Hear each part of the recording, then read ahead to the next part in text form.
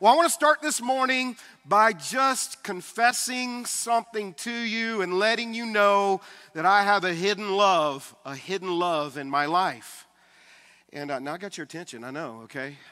A hidden love in my life. Some of you are thinking that it's Whataburger, okay?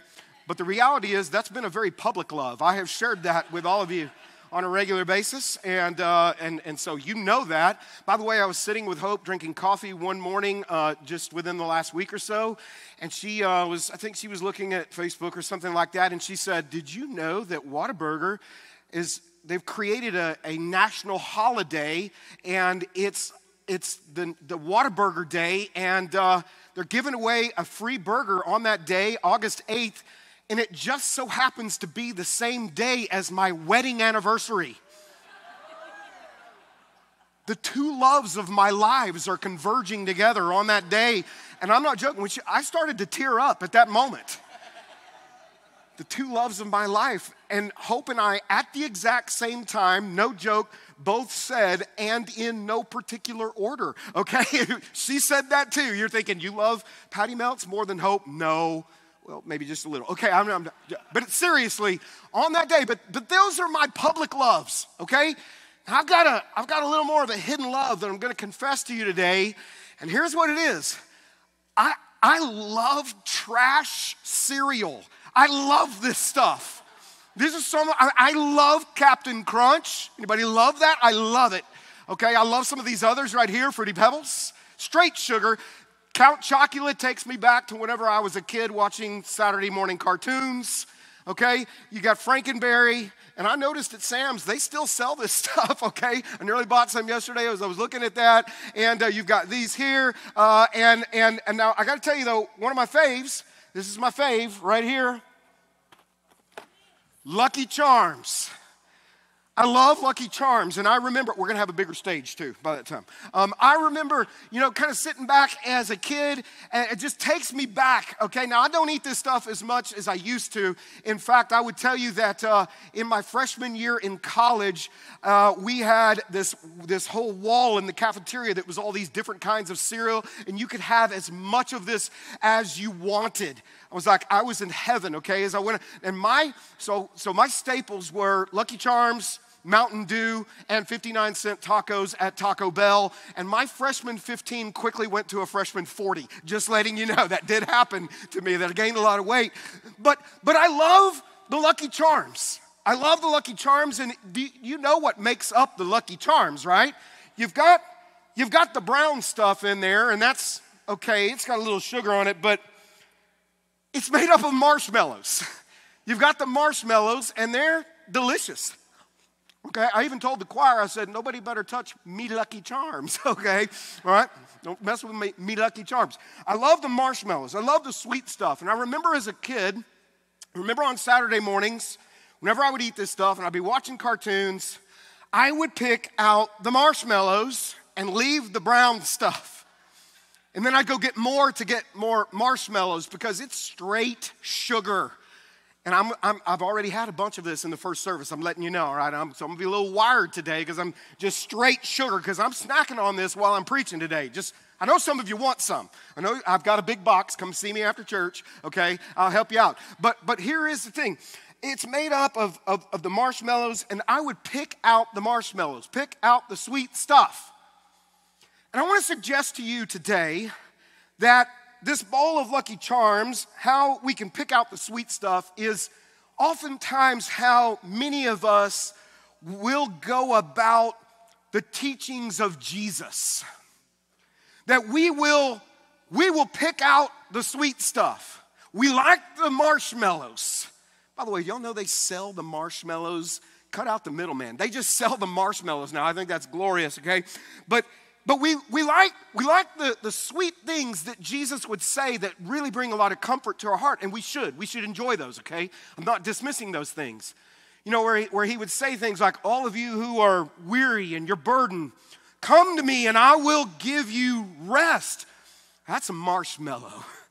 That's sweet, and it brings sweetness to our soul, and we enjoy that. It's good, I'm telling you, okay? Or, for God so loved the world that he Jesus said this, you know this, right? That he gave his only begotten son, that whoever believes in him not perish but have everlasting life. That's the sweet stuff. That's the good stuff, and we should enjoy that. I'm enjoying it, okay? You think about where Jesus would talk, and he would talk about this rest. You come to me for rest. He would talk, and he would say all of these kinds of things that would bring this joy to our soul, the sweetness to our soul. In my Father's house are many rooms. He would say, and we love that, and that's powerful. How about this one? Pray for those who persecute you. That's the brown stuff. Love your enemies. No thanks. Yuck. The team afterwards having fun, cleaning up, okay?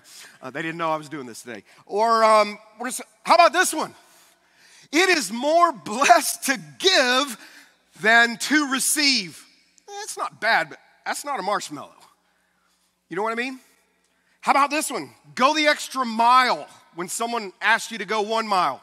Not a marshmallow to me. They're sticking to my hands, okay? All right, they're so sugary. Love your enemies. No thanks, Jesus. Everything that Jesus said was not always the sweet stuff. Now, as we start kind of working through the things that Jesus would say, okay, now the sweet stuff is good. I'm not discounting, we shouldn't discount that. He gave that to us. Those are great things. The marshmallows are good things in our soul. But what many of us will do is we'll just pick out only the marshmallows, and then whenever it comes to something that might actually challenge me to change an attitude or the way that I'm living, we just kind of disregard that and just go for the marshmallows. And you're saying, Bart, that if I would actually eat the other stuff too, to consume the whole bowl, now the analogy breaks down, don't go have this, but it would be a little bit more like maybe a bowl of cereal that's a little bit more like that, okay? That's actually no sugar added kind of cereal, not the kind that I love, but you know what I mean. But in the long run, it might not taste as great up front, but in the long run, it's gonna be a little better for me in my life. It's gonna have some lasting results. That's not just gonna be a short, sweet sugar high that I get for a few moments just because it tastes so sweet. You're saying that there's some choices to be made about what I'm gonna do with some of the things that Jesus says. And the reality is, yes, is that so many of us, even as believers, we go through this gospel that we read about Jesus and we hear the things that he's saying, and we skip over some of the things that are a little more challenging. These things that Jesus would say are going to actually bring you a full and abundant kind of life, but they're a little tougher to swallow up front. It's what Jesus would say. But he didn't exactly say it like that. I realize this. I'm really paraphrasing this. There are the things that actually, Jesus would say, if you'll do these things, they maybe aren't as sweet up front, but they're going to be the kinds of things that will set you free in your life. They're going to be the kinds of things that will actually give you real joy and real life, and you're going to experience something that's going to really be healthy for you. Not just only getting to heaven one day, but this is what I'm telling you, we're going to be looking at the abundant life that Jesus said you can have right now. But a lot of us, we just want a sugar-coated gospel. We don't want to consume the things that are going to challenge us to change, to die to self, to do the hard things. This series is called Choices, by the way. Have you found this to be true in your life? That usually it's the hardest things that are the best and right things? Otherwise, there would be, right, everybody would be doing them. But it's these hard things. Jesus isn't, I paraphrased it, but Jesus is going to say it like this, okay? He is giving the greatest sermon that has ever been preached. And there are listeners who have come from all over, and he has packed this message with deep truth, confronting, challenging truth. Yes, full of some marshmallows, but also filled with some things that are going to turn things upside down for his listeners. It's called the Sermon on the Mount. And then he's going to conclude with words like this. He's going to say in Matthew chapter 7, we're going to be in Matthew 7, and then we're going to be here for a few weeks, okay?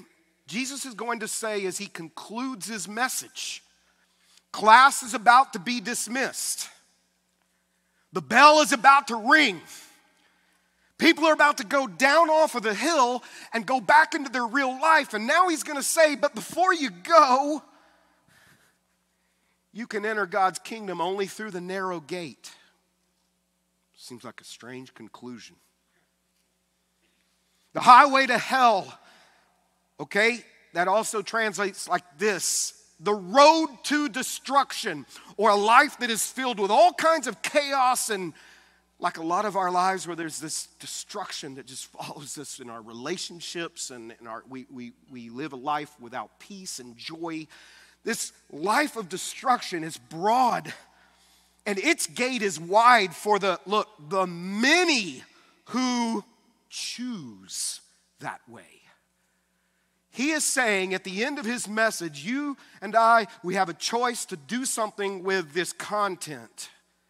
It's to either just pick out only the marshmallows, or it's to do something with all of this. That's what's going to bring you real life.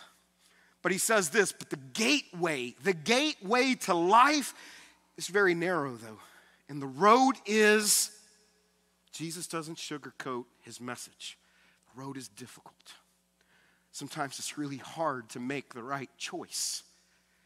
And he says this, it's difficult and only a few ever find it. Jesus talks about, in this conclusion of his Sermon on the Mount, he talks about two roads, and that's what we want to talk about today. But then he also is going to talk about two kinds of trees. We're going to talk about that next week. And then he's also going to talk about people who build their lives on two kinds of foundations. The thing that he's doing is he's drawing a huge contrast between people who hear what he has taught and people who, and they do nothing with it, and then people who have heard it and they actually put it into practice in their life. He is drawing a conclusion to this powerful, powerful message. Now, you should know some things about when Jesus taught this, okay? I think this is so incredible, and I got to see this a few months ago, that Jesus taught on this hillside. His popularity was soaring at this time. People were coming from all over just to hear him teach, and on this particular day, Jesus is on this mountainside. It's right next to the Sea of Galilee. I walked there just a few months ago. It was incredible to see it and to think and envision of all these people who were coming to Jesus for all kinds of reasons. It's in the northern part of Israel, a very beautiful area right next to this place where Peter and John and many of them lived, and Jesus grew up not far from there. And now he's walking through there, and the crowds are coming from all over because, well, he has healed people, and people are coming to him because maybe he can do something for me. Many of them were desperate. They didn't have the kind of, medical care and things like we have today. Many were desperate. Many were curious to know about him and to know about these teachings. Nobody had ever taught like this before, and they were wondering, could he be the Messiah? In their mind, the one who was going to not deliver them from sin and hell, but the one who would deliver them from the oppression of the Romans who were occupying their land. Could he be that guy? I mean, he's doing miracles. He's teaching like nobody has ever taught before. Could it? So they're flocking around him, and Jesus seizes the moment with them, and he sits down because teachers would sit down and teach. And he began to unpack a message before them that would talk about specifically these deep truths of how our relationship with God, the vertical, is absolutely connected with the horizontal in our relationships with one another. And he's going to say some things that are very sweet to the soul, but he's going to not sugarcoat his message. He's going to say some things It's packed with information. It's packed with things like they'd never heard before. But in the very conclusion, he says, but you got to decide what you're going to do with what I just told you. I can and I'm not going to make you live this. You got to decide which road you want to walk on as you go down this hillside. You got to decide which kind of tree you want to be. You need to decide which foundation you are actually going to build your life on. This is what Jesus says. It is an abrupt conclusion. The bell rings and everybody begins to go down the hill back into their reality. Jesus talks about these two roads. I want you to see, I love how when he finished his message, I love how Eugene Peterson writes in the paraphrased version, the message. Here's kind of what he said happened, okay? He paraphrases it, and this is what it says in Matthew 7:28. When Jesus concluded this address, or his address, the crowd burst into applause because you know what? It sounded good up on the hill. It sounded great. Doesn't it always when you're in church? And doesn't it always when you're up on the mountaintop with God? Sounds good up there. They burst into applause. They had never heard teaching like this.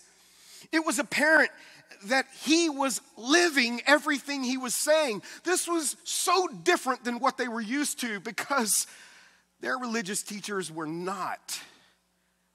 Which is one of the things that kind of hypocrisy is what turns us off. And Jesus was living this stuff. He wasn't just telling them, go do this. I don't need to do. Jesus was living this. They were seeing him live this out. It was apparent he was living everything he was saying. Quite a contrast to their religious teachers. And I love this. This was the best teaching they had ever heard. Nobody had ever taught like that before. Nobody will ever come close again. They were captivated by these truths, life-changing truths. He's urging them, though, in the conclusion, to make a tough choice, to decide what you're going to do with the information. And what he's saying is, I didn't come to give you more rules. I didn't come to make life harder for you. As many of you feel as you kind of, when we talk about religion, it's like, man, it's just here to like weigh me down more.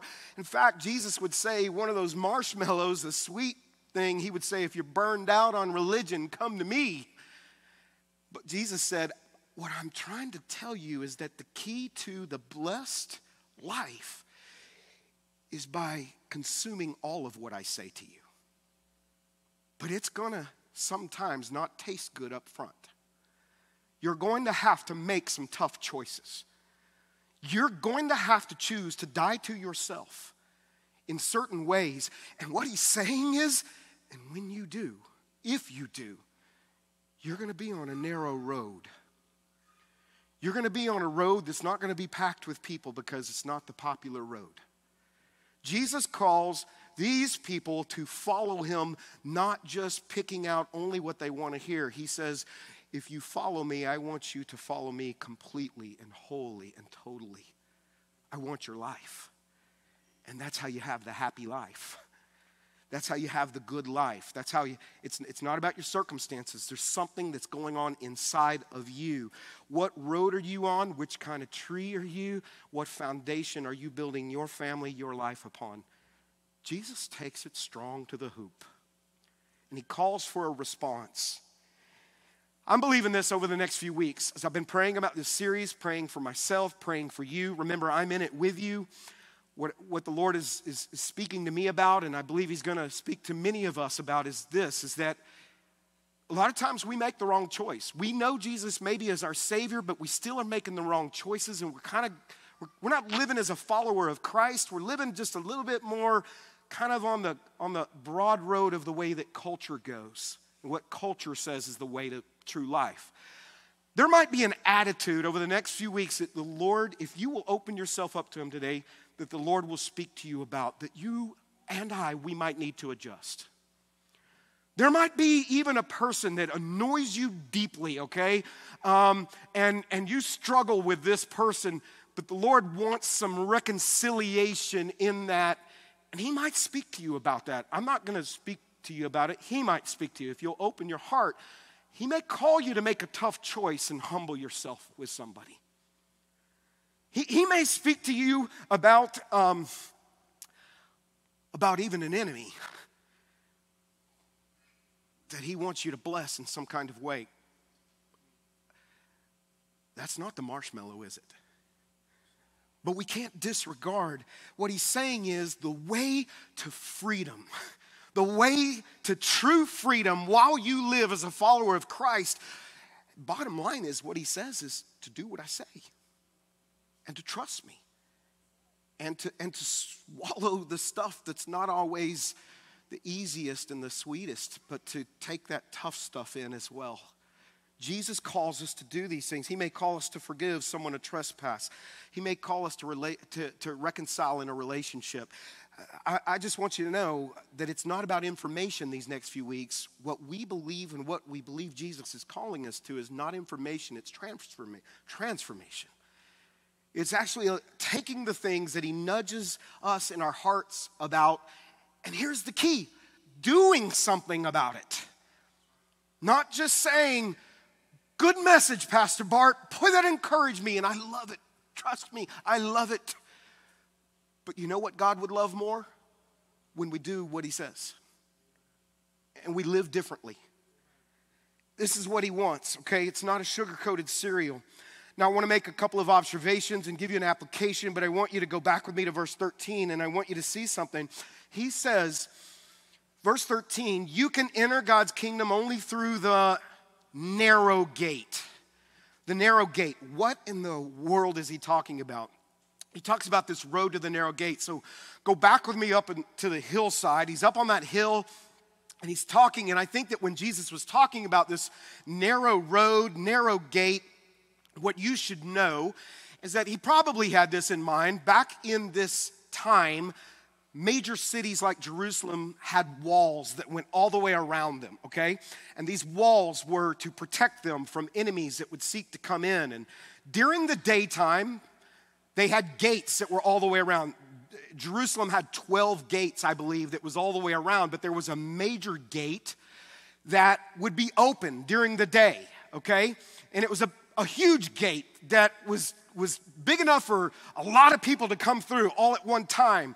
There was a lot of commerce that was going on inside and outside the city. People were able to get big animals through there, you know, and they would come in and out. And then at night, what they would do with this gate is they would close all the gates because the enemies would often attack at night.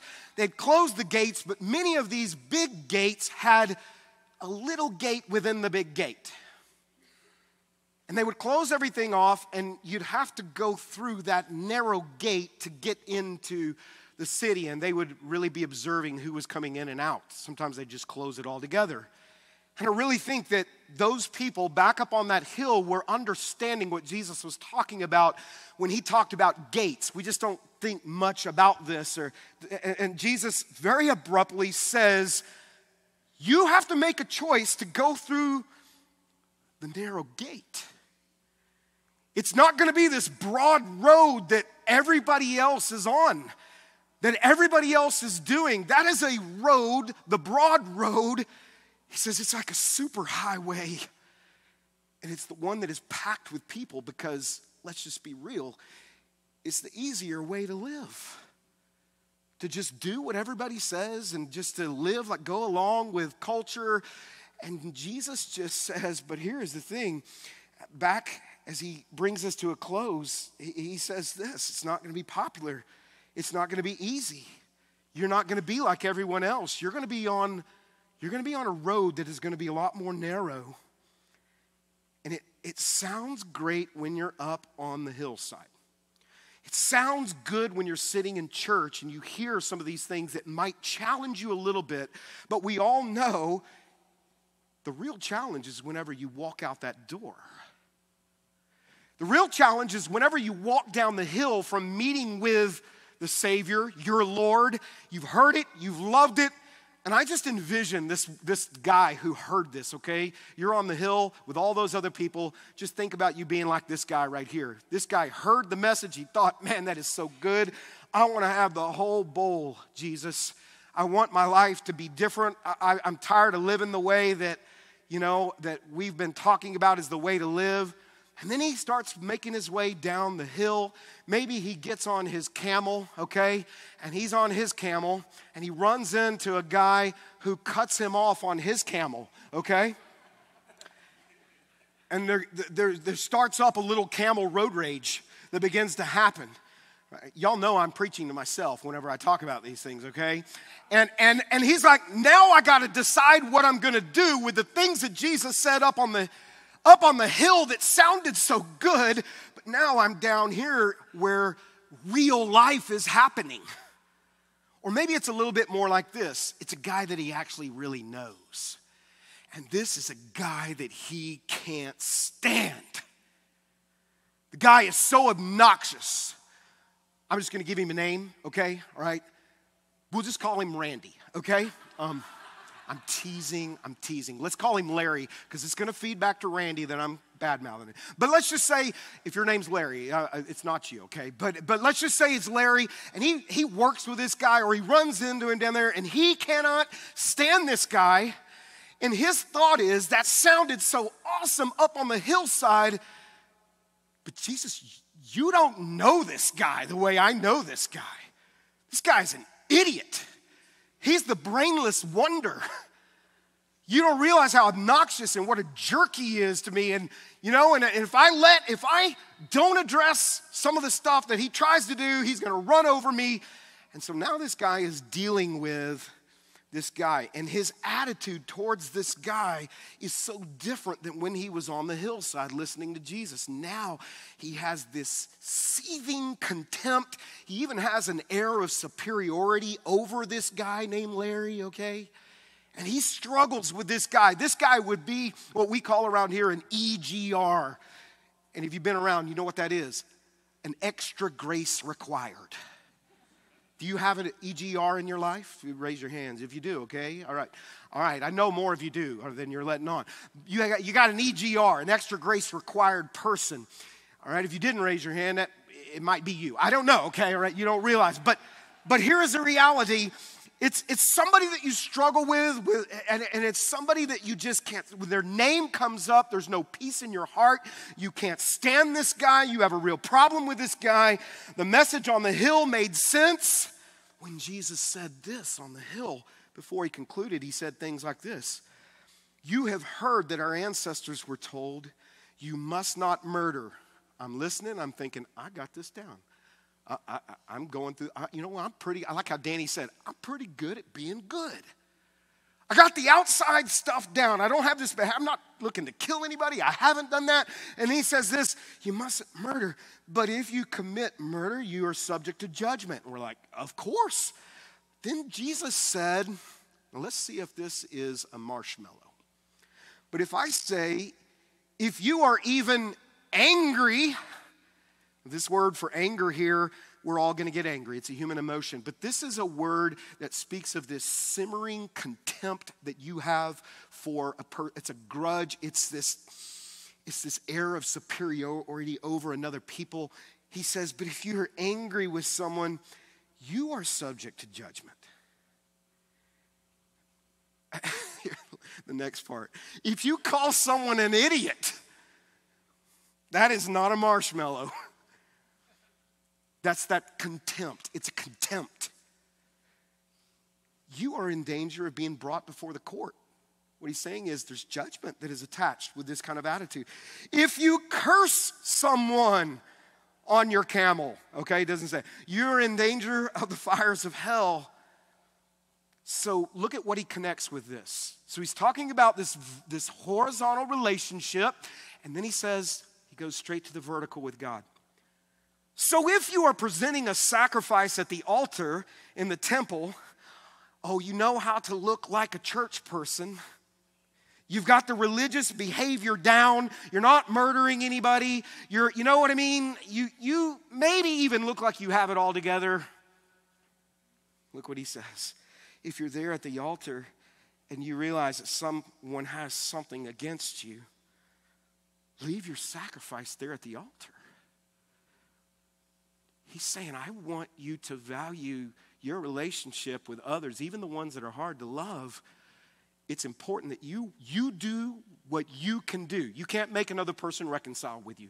You do what you can do to be sure that you are doing everything to make that relationship right, is what he's saying, okay? You do what you can do. And he says, go and be reconciled to that person. Do you know what that is going to require right there? Humility, not pride. That is going to require forgiveness. It's going to require initiative. He's going to begin to talk about these things, and he says this, then come and offer your sacrifice to God. So often we feel like all that really matters is what is happening here, the vertical. And it is important, but he says the other stuff with each other matters too. And he's saying they're related. You have to be humble.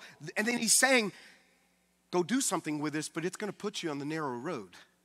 It's not the popular way of behaving. Many of us, we think if I just kind of do the religious stuff and I'm good at the behaviors outside, Jesus is saying what I want you to do is I want you to, that stuff is good, but I want you to really deal with what's going on in here. Because what's going on in here is what's going to produce what's coming out here. And he says, I want you to take care of this, but it's going to put you on the narrow road. I envision this guy walking down the hill, another guy, let's say this, and he looks over and he sees a Roman soldier that's kind of off a little bit, you know, in the distance, but the Roman soldier sees him. Now, Jesus has just taught about going the extra mile, and they all understood this, okay?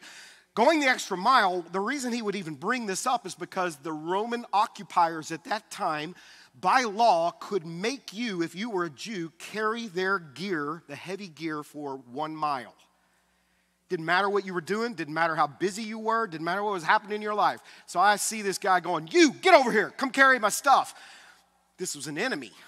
An enemy, you're going to have to go the mile because, well, you're going to be in trouble if you don't do this. But Jesus says, I want you to kick it up a notch. You're going to go, even though it's inconvenient, you're going to go another mile. Jesus is saying, I know that's not a marshmallow. But do you know what he's saying? This is actually the key to a life of freedom. This is the key to the abundant life that I've come to give you. This is a key to where you're not just doing things, going through the motions. You're doing something that is because your heart has been gripped and changed by your Lord. I would just put it very simply. You're doing it because your Lord told you to. Next week, we'll talk about how Jesus even says, many of you call me Lord. You say, Lord, Lord.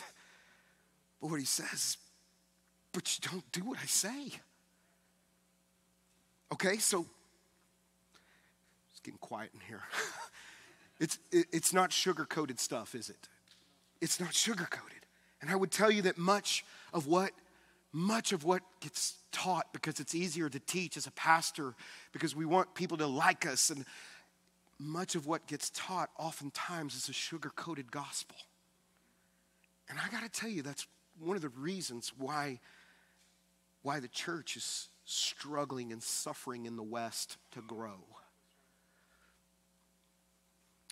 So anyhow, he sees this guy, he tells him to go the extra mile, and he's like, but Jesus, they are our enemies. It sounded good up on the hill, but now I've got to put it into, it's not just theory, I got to put it into practice. I was clapping because it was powerful whenever I heard it, but now, are you telling me I've got to do this? That's what he's saying. That's the key to the blessed kind of life. Jesus gives his powerful teaching. Okay, at the beginning of his talk, of his Sermon on the Mount, he's going to start with things like this. He's going to use this word blessed. Blessed.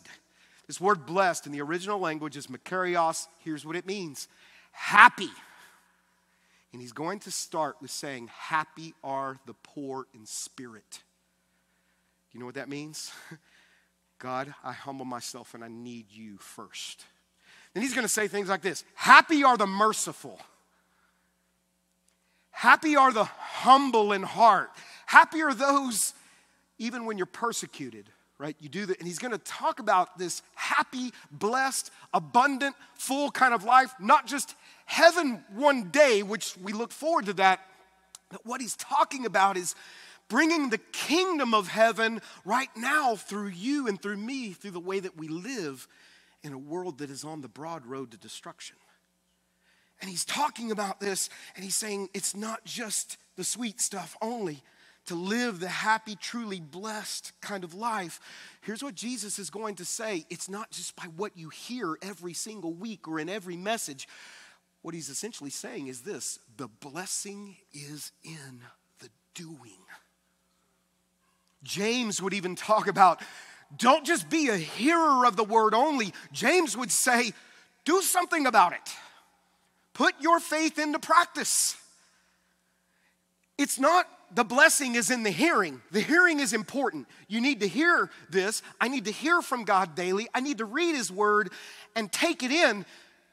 But the real blessing is whenever I'm out living in the real world and I'm not on the mountainside just listening to Jesus or listening to a sermon. You spend a majority of your time out there. And so if all we count on is this is the transformative place, we're missing, Jesus is saying, you're missing it. You're missing it. Your faith is impotent. I love that Jesus, when we look at his life, one of the things that I love so much about him is that Jesus didn't just tell us or tell them to go live like this. He modeled this life. And what he was saying is, live like me. Turn the other cheek. Pray for people that are ugly to you. It'll actually free you up. Don't carry grudges. Don't look to retaliate all the time. Don't be prideful. He would model this, and it made me think about this, okay? It made me think about one of the examples would be the disciples had been with Jesus they'd been with him for 3 years, and he'd been teaching them all of this. They'd been on the mountaintop with him much.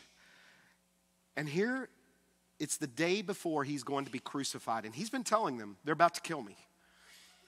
And he says, we're going to have a final meal together. One of you is going to betray me.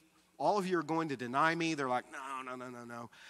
And they have this meal, and here's what you should know. The city was packed with people, which means there were tons of animals there. They had a lot of dirt roads, and so they wore sandals, so their feet were filthy. Okay, feet are already gross, but these were really gross because now there's dust, there's animal waste, there's everything. And what would happen is you would go into a person's home, and the person who was a servant or the lowest in the pecking order would be responsible for washing feet. When you would come in, not just because they didn't want you to track it in, but because there's a table that was a low table, you would recline, you would have your meal, and your feet would be next to somebody that would be next to you, their feet would be next to you. Praise God for tall tables today. I love the Lord for that, okay? But here's the thing. Someone needed to wash feet, but there wasn't a servant there. I guarantee you that wasn't an accident. Jesus, I'm sure, arranged it like this. These guys had been fighting all day about who was going to be great. Who was the greatest among them? He's been teaching them about how to be great for 3 years, and he said it's through humility, not pride. It's through service. It's not by being served. And now there is a standoff in this room. Judas is getting ready to betray him. Peter probably looks around. He's like, I'm not washing feet. I'm Peter. I walked on water. The rest of you suckers stayed in the boat. You know, I was at least for a couple of seconds. John, you wash feet. John's like, I'm not washing feet. I'm the beloved. He loves me more than the rest of you. I'm not washing feet. Make Judas do it. Judas is like, I'm not washing feet. I take care of the money. Make Bartholomew do it. Who's named Bartholomew? Make him do that, okay? Seriously, come on. And these guys are fighting. And then at this moment, when nobody would do this, when Jesus has been teaching, I imagine he's just going, I still don't get it. He goes over to this basin. He takes off his robe. They're fighting still. He pours water in, and they see the master, the Lord, doing this. And then you know the story. He begins to wash their feet. And I imagine, when I put myself in that room, the silence is deafening. I can hear the water sloshing. That shut them up fast. And he washes all of their feet, including the betrayer's feet. And then do you know what he says to them? Guys, you've been fighting, and you think you're great, and this is what makes you great. In John 13, this is what he says to them. You call me teacher and Lord, and you are right, because that's what I am. And since I, your Lord and teacher, have washed your feet, you ought to wash each other's feet. I have given you an example to follow. Now look at what he says. Do as I have done to you. Now that you know these things, God will bless you for hearing them. That's not what it says. Doing them. The blessed life is attached to the doing.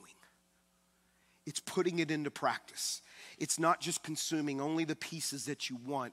It's taking even the things that are a tough call into discipleship and saying, Lord, this is one of the hardest things ever, but this is something that I'm trusting you that you have said that this is what leads to the blessed kind of life, not just in heaven one day alone, but even here on this earth. It's taking these things, and I want you to know it's not just the information, it's the transformation. And as we think about how he kind of brought his message to a close, this imagery of the narrow gate, the reason he says it's a narrow gate is because the way the world does things is this broad road that is packed with people. Years ago, I went to India, and I've never been around more people than when I was in India. And I had a host who said, stay with me. This is a road in Hyderabad where I was there. And I didn't take that picture, but that's what it was like. And he said, stay with me or you will get lost. And it is a sea of humanity on that road that is moving. And here's the thing. Jesus said, everybody else in the world, that's just a metaphor, okay, of what I'm telling you, what he probably had in his mind was a road like that. Everybody else is on this road. It's the easy road. It's not countercultural. It goes with the flow. In fact, if you go against the flow, you're going to stand out. But here's the thing. Here's what he says. That's the road that everybody is on. But when you make the tough choice to do the things that I've said to do that just isn't the sweet marshmallows, you're going to be more on a road like this. By the way, you don't need to be on that road alone. That's why you need a church family. Because a road like this, if you try to go it alone, it is lonely. Because doing the right thing, it's often the hard thing. Jesus said the road would be difficult. That's why we need each other. That's why we need a church family. That's why we need a life group. That's why we need people we're walking with. Because here's the reality. You're going to be confronted with some tough choices. But what Jesus is calling us to is to choose the path that leads to real life. To make the tough choice. What that may look like for you is, over the next few weeks, you're going to have to decide whether you're going to be prideful with a person that you have a prideful relationship with, or you're going to humble yourself and trust the Lord to work. You may have to decide to forgive somebody. By the way, we teach a lot about what forgiveness is and what it's not. It's taking them off of your hook, putting them onto God's. But God's calling you maybe to forgive and to reconcile in a relationship with someone, maybe someone who has hurt you deeply or betrayed you. You're going to be in a place where maybe there's an enemy that you have in your life, and the Lord is going to call you even to love your enemy. That is not a marshmallow, but he said it. But in the loving of the enemy, you say, I don't feel it. Here's what love really is. You don't go with your feelings first. You start with the actions. And the actions oftentimes begins to transform the feelings. Start with the actions. Some of you are going to be in a place where where you're going to have to decide to make a tough choice. And this is what I want to urge you to do, okay? This is going to be a 3-week series. To be here, to keep coming, to keep doing business with God. And when you face this tough choice, understand that this is what Jesus said, that this is the key to the true, blessed, free kind of life. And that's what he wants for us now. It's not easy, but he said, I'll be with you on this road. I want to ask you to bow your heads with me today. And as we just bring this conclusion, Jesus said, it's a narrow gate or a wide gate. I think a thing that we have to think about is which gate am I on? Which road am I, or which gate am I going through? Which road am I on? Which foundation am I building my life upon? What the world says is the way to life, or what Jesus says is the way to life? Which tree am I? Am I a tree that's bearing fruit, or am I this tree that is just barren with no true fruit being produced? I want to be really clear that the way to heaven, Jesus said, it's through faith in him. It's not by your good works or being a religious person. The way to heaven is by faith in Jesus Christ, by his grace. We don't earn our way there by being religious. And if you've never put your faith in Jesus, today you can say, Jesus, I want to receive you as my Savior. I believe you died for me. I believe you've been raised from the dead. I put my faith in you, Jesus. Save me. The way to heaven is by grace through faith. But listen to me. The way to abundant life that Jesus said that we can have right now is by following me, obeying me, doing the tough things, making the tough choices. The broad road's filled with bitterness, retaliation, grudges, rage, selfishness, pride. That's what everybody's doing. And Jesus would say that's a death march. There's no joy in that. There's no peace in that. It's sucking the life out of you. So maybe there's an attitude that you would say, Lord, over these next 3 weeks, Lord, help me adjust this attitude to come in alignment with you. Maybe there's somebody you need to forgive.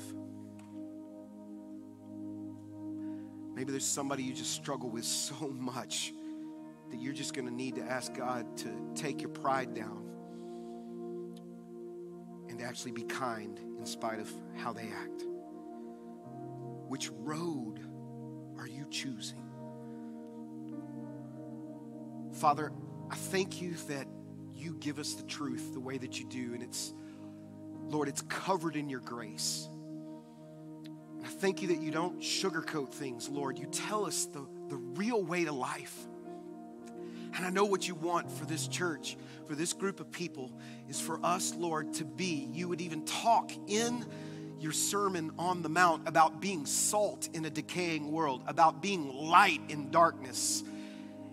And Lord, the way that we are salt and the way that we experience light is by doing what you say.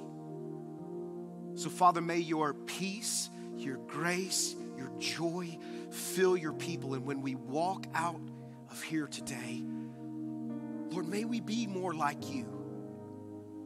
May you give us the strength to make the tough choices when it comes to following you, and the courage, Lord, to do the right thing.